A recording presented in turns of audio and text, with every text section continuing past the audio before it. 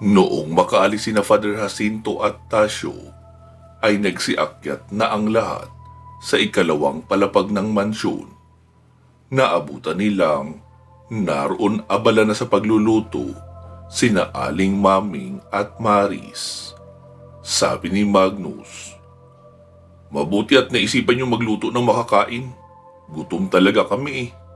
Sabi naman ni Aling Maming, "Oo, naisip ko yun. Hindi rin naman ako makatulog dahil nag-aalala ako sa inyo. Kaya bumangon na lang ako para magluto. Sopas lang itong niluto ko ha. Pero pwede namang kumain ng kanin sa mga may gustong magkanin. Pwede din kasing ipang-ulam ang sopas na ito dahil marami naman akong inilagay dito na sahog na manok at hotdog." Bumalik si Magnus sa may sala at naabutan niyang naroon nakahilata sina Kulas, Lino, Mancio at Tingting. Sabi ni Magnus, "Tara, magsikain muna tayo bago magsitulog. Tamang-tama, bagong luto ang sopas na maraming sahog na manok at hotdog. May kanin din daw, kaya pwedeng magkanin ang may gusto." Sabi naman ni Mancio, "Oo, magkakanin talaga ako." Sabi naman ni Tingting, "Ako rin, nagutom ako sa kakakapit kanina sa itaas ng puno eh, para hindi madagit ng mga aswang." Agad na nga silang nagsitayo at naabutan nilang may dalawang malalaking mangkok sa lamesa na may lamang sopas. May mga maliliit din na mangkok sa tabi na paglalagyan noon. Inilapag naman ni Mari sa gitna ang malaking kaldero na may kanin na naipainit na. Kaya agad nagsandok ng kanin sila Mancio at Tingting. Si Lino at Kulas naman ay parehong nagtinapay lang na ipinari sa mainit na sopas. Huli na nang dumating si Oliver dahil naligo muna ito sa bahay nila Maris. Noong matapos sa pag-aalmusal ay agad silang nagsipahinga. Kinabukasan, pasado 12:00, ay nakahanda na sina Lino para bumalik ng Villalobos. Sabi ni Magnus, "Lino, maraming salamat sa tulong mo ha. Sa ngayon kasi kailangan ko talaga ang tulong ng mga kasangga, lalo at wala akong kapangyarihan. Mabuti na nga lang dahil narito sina Oliver at Maris. Kahit papaano ay may maaasahan ako. Pero nakakahiya iyon sa part ko. Dati ako ang nagtatanggol sa lahat. Ngayon tuloy kailangan ko na ang tulong nila." Sabi naman ni Lino, "Ganyan naman talaga ang buhay. Minsan, may mga misyon na hindi kakayanin ng tayo-tayo lang. Siguro, alam mo rin naman ang nangyari sa akin. Hindi man nawala ang kapangyarihan ko, pero sa laki ng panganib na kakaharapin, ay kakailanganin ko talaga ng tulong nyo ng mga kasangga ko." "Oo nga eh. Hayaan mo, kapag nakuha kong muli ang kapangyarihan ko, ay dadalaw ako sa inyo." "Oo, walang problema. Welcome ka roon anytime. Paano? Aalis na kami. Text o tawag ka na lang kapag kailangan mo ng tulong namin." "Oo, sige Lino. Mag-iingat kayo." Wika pa ni Magnus tapos tumulak na papunta ng Villalobos ang grupo ni Lino. Mahaba ang kanilang naging biyahe pero masaya naman. Dahil maliban sa mga stopover para kumain, napakarami ring binili ng mga pangmeryenda, kaya panay rin ang kain nila habang nagkikwentuhan sa sasakyan.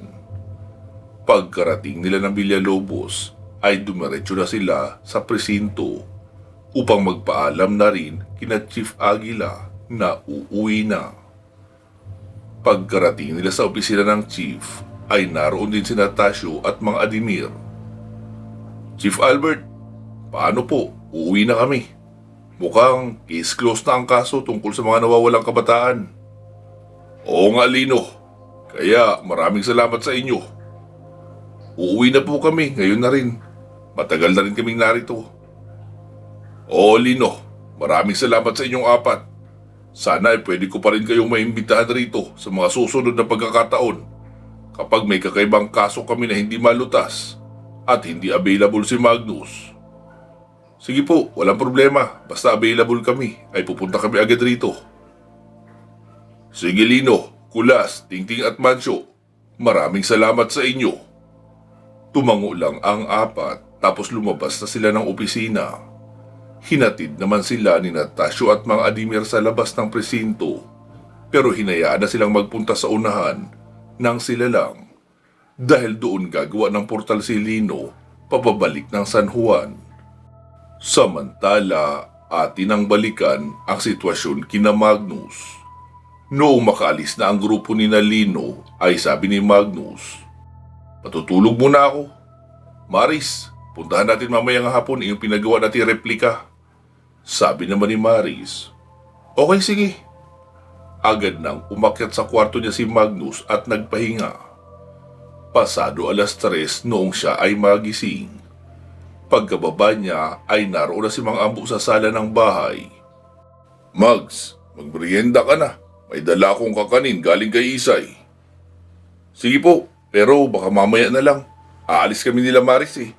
Pupuntahan namin iyong pinagawa naming replika ng 2 libro." "Okay, sige."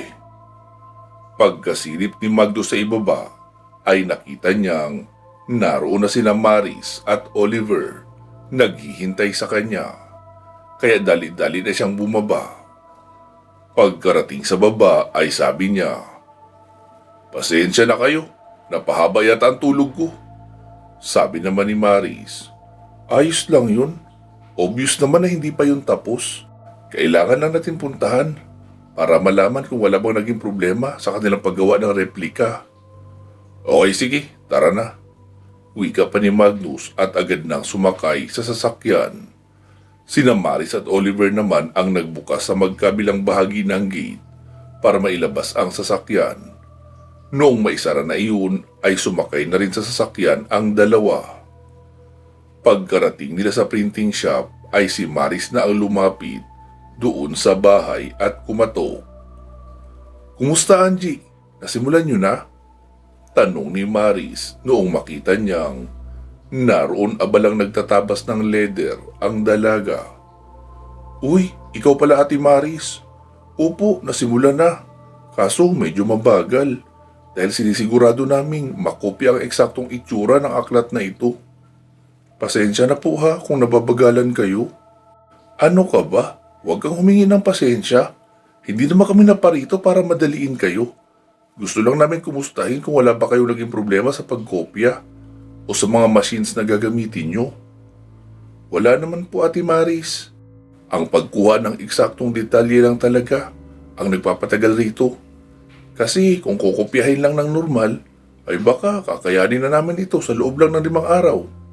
So, mga ilang linggo ang kakailangan ninyo dyan Angie?" "Siguro po, mga 2 linggo mahigit. May number naman po kayo sa akin, di ba? Tatawag na lang ako kapag nasa final stage na kami." "Ah, ganun ba? Sige, papasyal-pasyal na lang din kami rito kapag may time kami." "Okay po Ate Maris."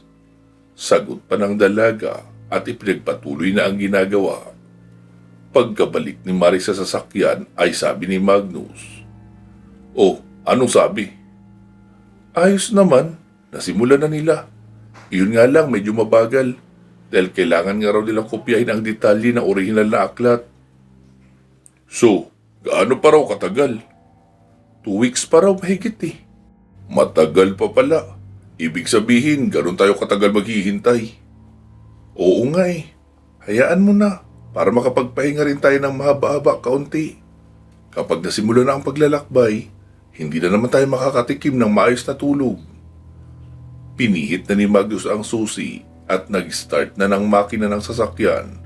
Saka pinatakbo na ito papauwi. Pagkarating sa bahay ay dumiretso siya sa underground kung saan naroon nakakulong si Doña Socorro. Sabi ng matandang babae, "Magnus, bakit hindi mo pa ako pinapatay? Wala kang magiging pakinabang sa akin. Hindi mo rin ako pwedeng gawing tauhan dahil hindi naman ako malakas na aswang. Para magkaroon na rin sana ako ng katahimikan, pwede mo na akong patayin." Sabi naman ni Magnus, "Bakit? Ayaw mo na bang makita ang bunso mong anak?" Nanlaki ang mga mata ng ginang sa narinig. "Ha? Alam mo kung nasaan si Brittany?" "Oo, Matagal kami nagkasama ni Brittany sa Maynila. Kagaya mo, pagod na rin siya maging sunod-sunuran sa mga kautusan ng Death Council. Kaya naging kasama namin siya sa mga laban. Nasaan na ang anak ko? Kasama siya ngayon ng isa sa mga naging kaibigan ko at naging katulong rin sa pagtugi sa mga aswang sa Luzon. Bakit sinasabi mo sa akin ito? Kasi may kailangan akong impormasyon sa iyo. Dinukot ni Isabel ang asawa kong buntis at pinapasunod niya ako sa 7 dimensyon para dalhin sa kanya ang mga bagay na hinihingi niya. Ang problema ko ngayon dahil hindi ko alam kung saan may pinakamalapit na portal maliban sa portal na nakita namin doon sa Zambales. Kung saan din namin kayo nakitang nakakulong. Patutulungan mo ba ako? Oo, Magnus.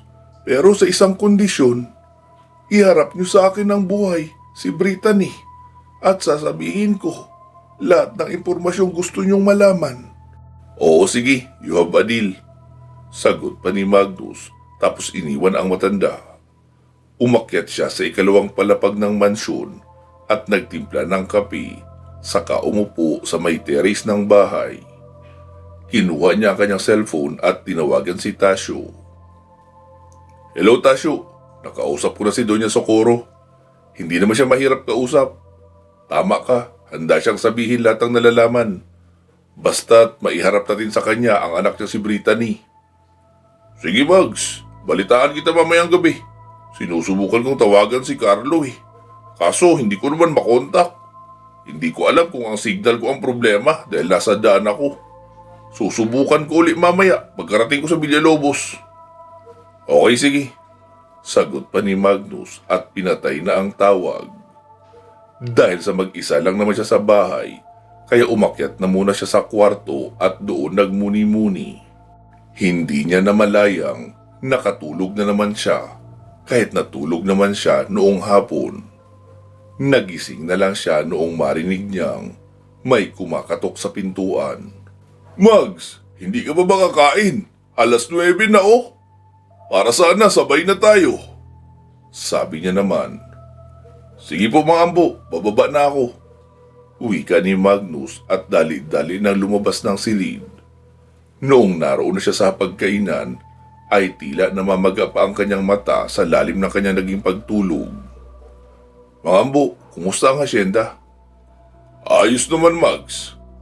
Maiksing sagot ni Mang Ambo dahil abala pa ito sa pagsasandok ng ulam nila na sinabawang isda na may kaunting alugbati.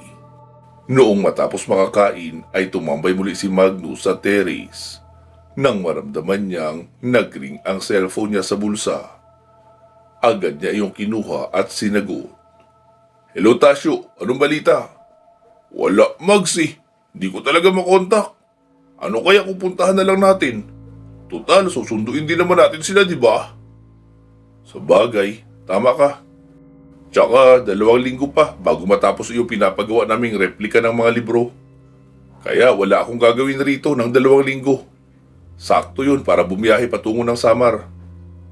Di sige Mags, mamaya madaling araw, babiyahe na ako papunta dyan. Tapos, sa hapon na tayo umalis. Mahabang biyahe rin papunta kina Carlo. Okay sige Tasyo, ganoon na nga lang. Sagot ni Magnus at pinatay na ang tawag. Ilang saglit pa ay naroon na rin si Mang Ambo sa tabi niya may dalang kape. Magso, kape mo. Salamat rito Mang Ambo. Siya nga pala Mang Ambo, aalis ako bukas. Kasama ko si Tasyo. Pupunta kami sa probinsya ni Carlo para sunduin sila ni Brittany. Puntahan ko lang din muna saglit si Maris. Sasabihin ko ang plano ko. Maaga pa naman Okay sige. Tamang-tama, maiinom mo na ang kape mo pagbalik mo. Masyado pa yung mainit inumin ngayon dahil kakukulo lang. Okay po. Sagot ni Magnus at naglakad na papunta sa bahay nila Maris. Pagkarating doon ay agad siyang kumatok. Maris? Maris, si Magnus to. Pagkabukas ng pinto ay si Aling Maming iyon. Magnus, tuloy ka. Lumabas naman mula sa isang silid si Maris. Oh, Magnus, bakit ka napasugod rito? Ipapaalam ko lang sana sa inyo na aalis ako bukas. Baka mga 1 linggo ako mawawala. Pupunta kami ni Tasyo sa probinsya nila Carlo. Susunduin namin si Brittany. Nagkausap na kami ng maayos ni Doña Socorro. Handa raw siyang sabihin lahat ng nalalaman niya. Basta't maiharap ko sa kanya ng buhay si Brittany. Tinatawagan sila ni Tasyo pero hindi makontak eh. Kaya naisip kong puntahan na lang. May 2 linggo pa naman bago matapos ang replika, di ba? Kaya may sapat na oras pa ako para bumiyahe ng matagal. Hindi mo na kailangan ang tulong namin ni Oliver? Hindi na siguro. Kaya na namin iyon ni Tasyo. Okay, sige. Ingat kayo sa biyahe. Saan kayo magkikita ni Tasyo? Di ba nasa Villalobos na siya? Oo, mamayang madaling araw siya babiyahe papunta rito. Okay, sige. Pag-iingat kayo sa biyahe. Tawagan mo na lang ako kapag nagka-problema kayo roon at kailangan nyo ng tulong namin. Okay, sige Maris. Sige, babalik na ako sa bahay. Oliver, maiwan muna kita kay Maris ha. Oo Magnus, wala problema. Pag-iingat kayo sa biyahe nyo. Tumango lang si Magnus at lumabas na ng bahay. Pagkabalik niya ng bahay ay nagpalipas pa siya ng 1 oras doon habang kakwentuhan si Mang Ambo at nagkakape. Saka siya umakyat para mag-impake ng mga damit at gamit na dadalhin sa biyahe. Kinabukasan, 7:00 noong magising si Magnus. Naabutan niya pa si Mang Ambo sa baba na naghahanda ng pang-almusal nila. Nang marinig niya ang malakas na katok sa gate. Noong sumilip si Magnus sa terrace ay nakita niyang si Tasyo iyon. Ako na ang magbubukas, Mang Ambo. Wika ni Magnus at agad na siyang bumaba. Kumusta ang biyahe, Tasyo? Ayos naman. Mabilis naman ang biyahe ngayon dahil wala pa namang traffic kapag madaling araw. Tamang-tama, malapit na maluto ang pang-almusal. Tapos saka ka bumawi ng tulog, mamayang hapon tayo aalis. Magkukumute lang tayo? Oo, mahirap magdala ng sasakyan kung hindi natin alam ang pasikot-sikot ng lugar. Tsaka, para maiba naman, masubukan ko malang na matulog sa biyahe. Kapag may dalang sasakyan, ang daming kailangan asikasuhin eh. Bagay, tama ka. Sagot ni Tasyo at umakyat na sila sa 2 palapag. Diretso na rin sila sa pagkainan para mag-almusal. Noong makatapos sa pag-aalmusal ay nakiligo na rin muna si Tasyo. Saka umakyat sa 3 palapag at doon natulog sa isang silid. Si Magnus naman ay bumaba muna sa basement at ipinagdala ng makakain ang matandang si Doña Socorro. Kumain ka muna, Aling Socorro. Siya nga pala, aalis ako mamayang hapon. Susunduin ko na ang anak mong si Brittany. Hindi ko makontak ang kaibigan kong sinamahan niya eh. Malamang walang signal dahil sa isang isla yun nakatira. Wala ka bang request bago ako umalis? Libro sana, Magnus, na maaari kong mabasa. O di kaya kahit maliit na radyo para makapakinig ako ng balita at drama sa radyo para hindi rin ako sobrang mabagot rito. Oo sige, bibigyan kita. Wika ni Magnus tapos muling umakyat sa ground floor. Nakita niyang may lumang radio transistor doon kaya sinubukan niyang isaksak kung gumagana. Ayos pa naman iyon at malakas sumagap ng signal. May 5 makakapal na libro din siyang nakita sa bodega, kaya kinuha niya na rin iyon at dinala sa silid na pinagkulungan niya sa matanda. Salamat rito, Magnus. Wika ng matandang si Doña Socorro, tapos iniwan na siya ni Magnus. Dumiretso na si Magnus sa bahay nila Maris. Naabutan niyang nasa labas lang ng bahay sina Maris at Oliver nagkikwentuhan. Sabi ni Maris, akala ko aalis kayo ngayon. Oo, pero mamayang hapon pa. Nariyan na rin si Tasyo, pinatulog ko muna. Siya nga pala, sa inyo ko iiwanan si Doña Socorro ha. Hatiran nyo na lang ng pagkain kahit 2 beses sa isang araw. Nag-iwan ako sa kanya ng radyo at libro para may libangan siya. Sa tingin ko, hindi naman siya magtatangkang tumakas dahil wala naman siya ibang mapupuntahan. Tapos gusto-gusto niya rin makita ang anak niya si Brittany. Okay sige Magnus, kami na ang bahala sa kanya. Sabi naman ni Magnus, Oliver, ikaw na muna bahala rito ha. Oo Magnus, huwag kang mag-alala. Sige, maiwan ko na kayo rito. Magpapahinga na rin muna ako para ready ako sa biyahe. Malayo-layo rin ang babiyahiin namin. Okay, sige Magnus, mag-iingat kayo. Sagot ni Oliver tapos iniwan na sila ni Magnus. Kinahapunan, pasado 3:00 ay nasa bus na sila Magnus. Mahaba ang kanilang magiging biyahe.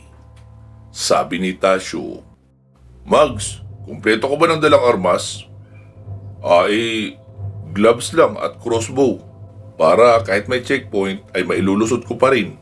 Ikaw ba? May dala akong baril siyempre. Dala ko rin naman ang tsapa ko kaya walang problema rito. Okay. At least may dala ka. Ayos na yun. Marami ang pwedeng mangyari sa biyaheng ito. Lalo at nasa bahaging walang kabahayan tayo habang gabi.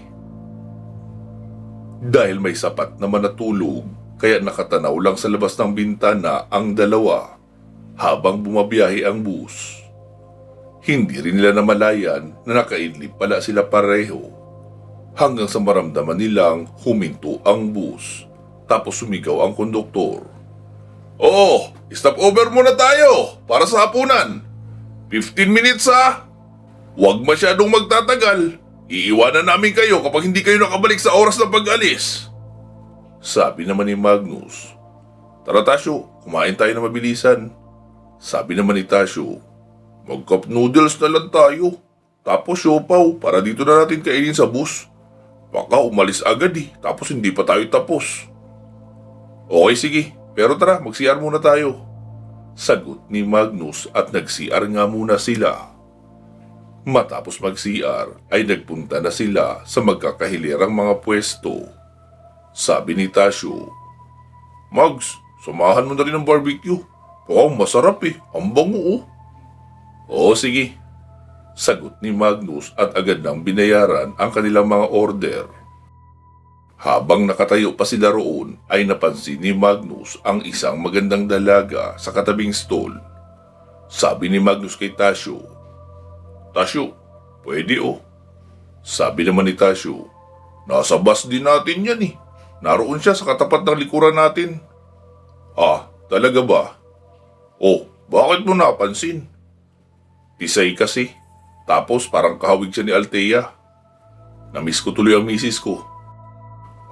Ganun ba? Hayaan mo, kahit matagal. Siguradong maililigtas mo pa rin si Althea. Kaya huwag ka na masyadong magluksa. Oo nga, tama ka. Pero hindi ko talaga maiwasan Ibang-iba ang atmosphere sa bahay ngayong kaming dalawa na lang ni Mang Ambo. Namiss ko na yung tuwing darating ako ay nakikita ko si Althea na nakadungaw sa terrace. Ganun talaga. Narinig mo rin naman ang nangyari kay Lino, di ba? Hindi lang mag-ina niya ang dinukot, kundi buong angkan niya. Dahil kasama ang nanay, tatay at kapatid. Pati nga mga ampon niya sa bahay kasama rin sa mga dinukot. Matagal rin bago na iligtas. Pero hindi siya nawala ng pag-asa. Nailigtas niya rin naman. Sabi naman ni Magnus, malamang nawalan din si Lino ng pag-asa. Hindi lang siya sumuko kahit ganoon. Sabagay, may punto ka. Maring ganun nga. Pero isa lang ang sikreto roon. Huwag susuko. Sige, tara na sa itaas nang makakalahati na tayo sa pagkain bago pa umalis ang bus. Okay, sige. Sagot ni Magnus at umakyat na nga sila. Pagkarating sa taas ay halos karamihan ng mga kasakay nila sa bus ay nag-take out lang din ng pagkain mula sa mga food stall sa paligid. Kukulangin kasi sa oras kung doon sa restaurant kakain dahil sa mahaba ang pila. Hindi lang kasi mga bus ang humihinto sa stopover na yun, maging ang mga private vehicles at mga on-tour bus ay naroon din. Kaya sa pila pa lang ay kulang na ang 15 minutes. Pagkaupo ng dalawa ay agad silang nagsikain. Kahit mainit ay tuloy-tuloy lang ang kain nila para matapos kaagad. Noong makatapos kumain ay si Tasyo na ang nagbaba ng kanilang mga basura mula sa pinagkainan. Pagkaakyat niya, 5 minuto lang ang lumipas ay nag-announce na ang konduktor na magsisakay na ang mga pasahero dahil aalis na ang bus. Nakita nila Magnus na may ibang may hawak pa na hindi ubos na burger at drinks noong umakyat. Ibig sabihin, natagalan sa pagbili, kaya naabutan na ng oras ng pag-alis at hindi pa tapos kumain. Lumarga na nga ang kanilang sinasakyang bus at nagpatuloy na ang biyahe. Katamtaman lang naman ang bilis ng takbo ng bus, kaya hindi sila kinakabahan na madisgrasya. Hanggang sa muling makatulog lahat ng mga pasahero. Maging sina Magnus at Tasyo ay muli na ring nakaidlip. Nagising si Magnus noong medyo napalakas ang talbog ng gulong ng bus na parang may nasagasaang bato. Noong magmulat siya ng mata ay tulog na tulog pa rin ang lahat. Mukhang siya lang ang nakaramdam noong kakaibang talbog ng sasakyan. Nawala na rin ang antok niya kaya tumitig na lang siya sa labas ng bintana habang nag-iisip tungkol sa kung paano niya maililigtas si Althea. Paano kung hindi tumupad si Isabel sa pangakong ibibigay si Althea kapag naibigay nila ang 5 bagay na hinihingi nito? O di kaya, paano kung malaman noon na replika lamang ang dala nilang libro? Ilan lang iyon sa mga bagay na bumabagabag sa isipan ni Magnus hanggang sa mapansin niyang may mga nilalang na tumatakbo sa labas ng sasakyan na tila hinahabol ito. Nagpalingalinga siya sa paligid. Nasa bahagi sila na walang kabahayan, wala ring kasabayan sa kalsada at walang poste ng ilaw. Nagmuka yung perfect ambush site, kaya agad siyang nakadama ng kaba. Ginising niya si Tasyo. Tasyo, gising! Ha? Bakit? Anong problema, Mags?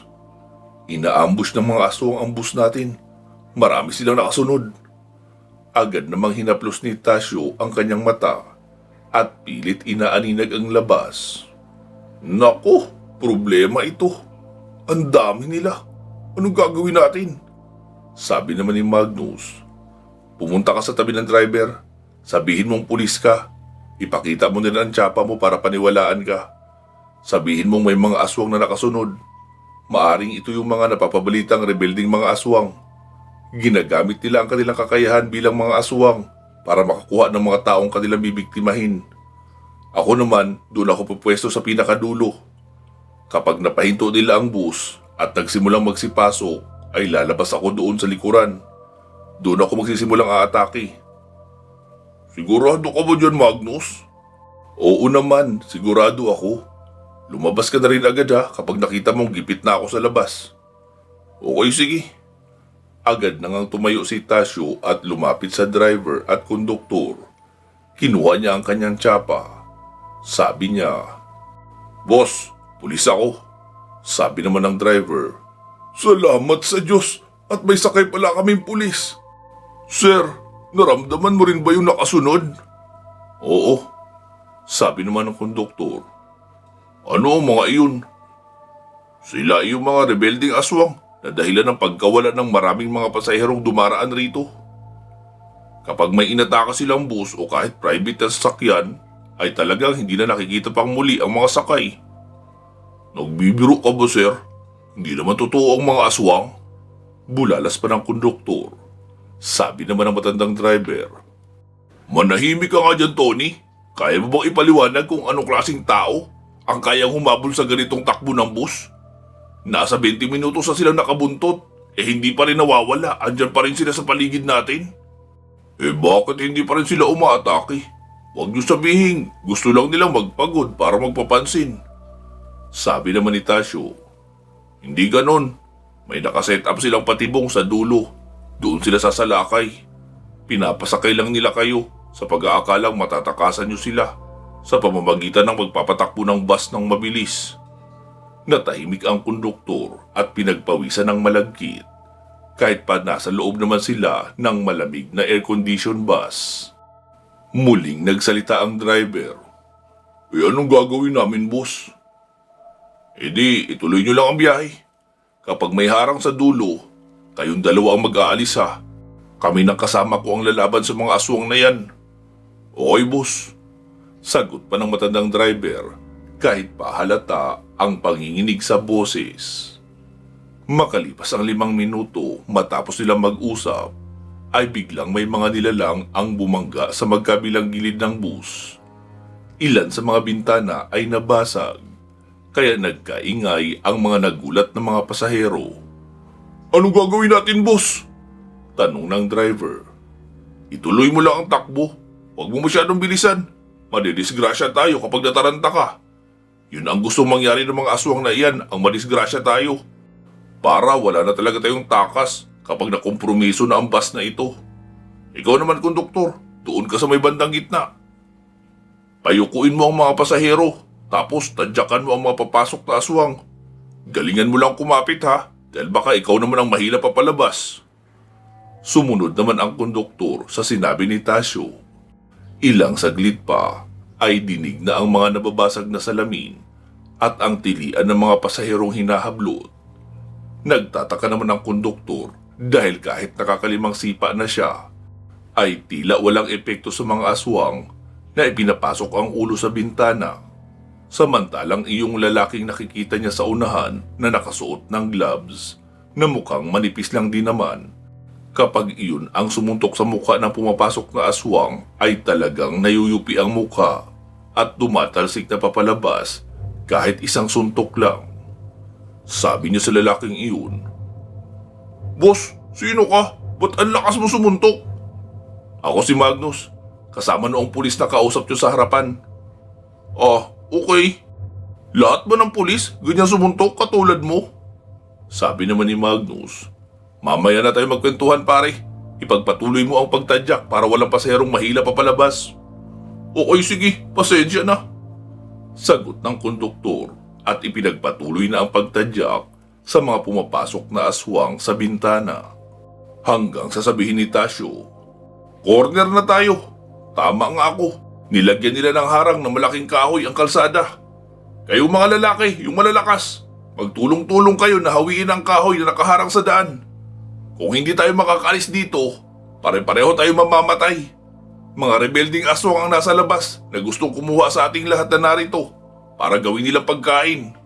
Pero ang mga babae ay gagawin nilang mga palahian, lalo yung mga bata pang edad. Kaya kung gusto nyo pare-pareho tayo makaalis dito ng buhay, kumilos kayo at tumulong." Doon palang tila nabuhayan ng dugo ang mga pasahero. Ang mga kababaihan ay pinagpapalo ng bag nila o kung anuman ang kanilang hawak doon sa mga pumapasok sa bintana. Sabi naman ni Tasyo, "Buksan mo ang pintuan, lalaban ako sa mga aswang sa labas. Kayo naman ay alisin nyo na agad ang nakaharang na troso, malinaw ba?" "Oo," sagot ng driver. Agad na ngang binuksan ang pintuan. Tag-isang bala agad ang ibinigay ni Tasyo sa dalawang aswang na sumalubong.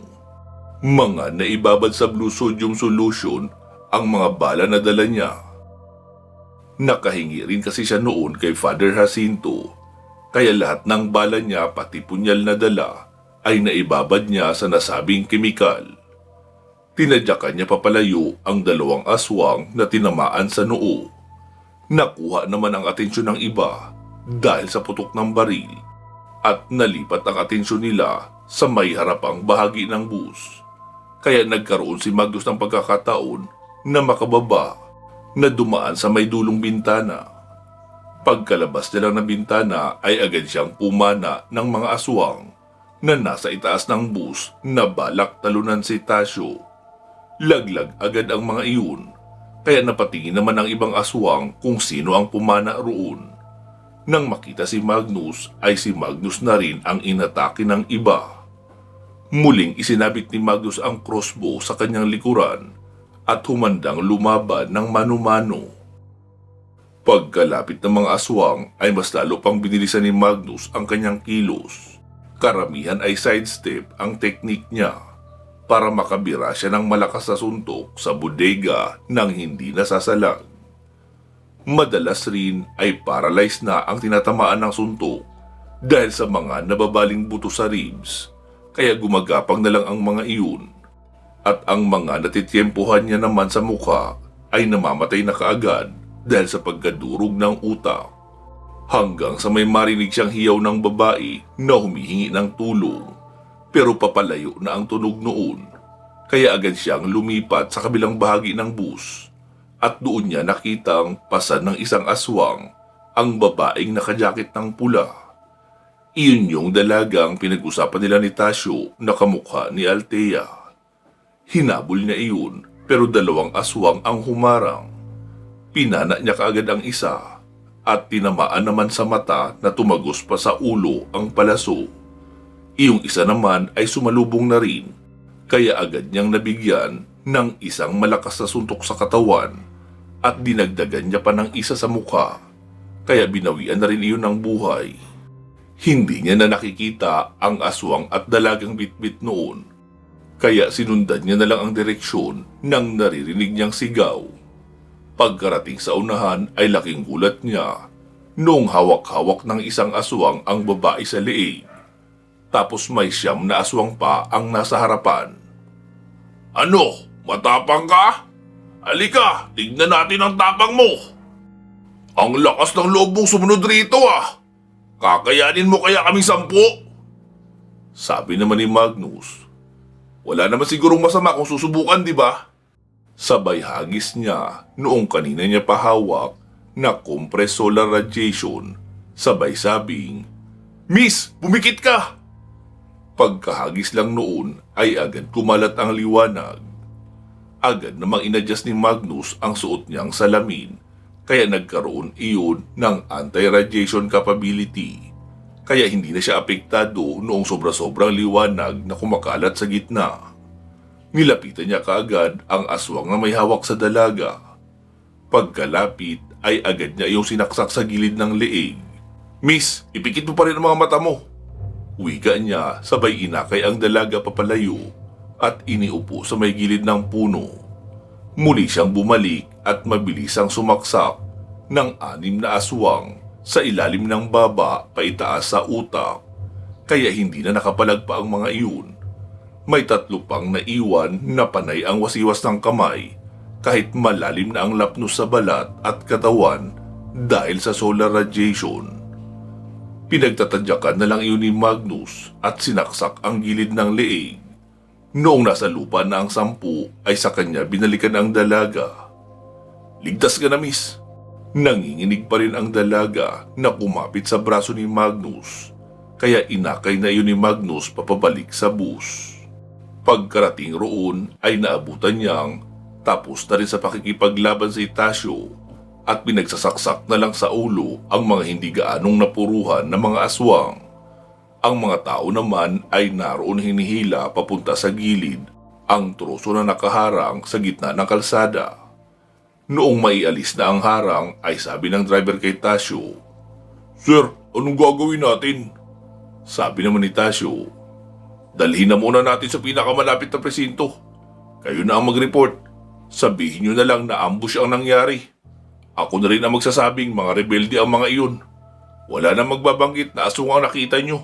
Kung ayaw nyong dumiretso sa basurahan ang report na sasabihin nyo. Tapos, idiretso nyo sa pinakamalapit na terminal na may bus kayo. Hindi pwedeng bumiyahe pa rin tayo na ganitong puro na basag ang salamin. Sige na, magsisakay na ang lahat." Sabi naman ni Magnus sa dalaga, "Sige na miss, sumakay ka na. Huwag ka mag-alala, ligtas ka na. Kasama mo ba yung matandang babae na katabi mo?" "Hindi po sir, mag-isa lang akong bumiyahe." "Okay sige, sumakay ka na rin. Ilatag mo na lang ang kurtina para hindi mo masalo lahat ng hamog." Wika pa ni Magnus at nagsisakay na ang lahat. Dumiretso muna sila sa presinto para mag-file ng incident report, saka nagpalit ng bus. Kahit maayos na ang biyahe at nasa bahagi na sila ng lugar na marami ang kabahayan, ay tila hindi na makabalik sa pagtulog ang mga pasahero dahil sa sobra-sobrang kaba at trauma na kanilang sinapi. Pansamantala po muna natin puputulin dito itong ating kwento. Magsama-sama tayong muli sa part 203. Mag-iingat po kayo palagi at hanggang sa muli.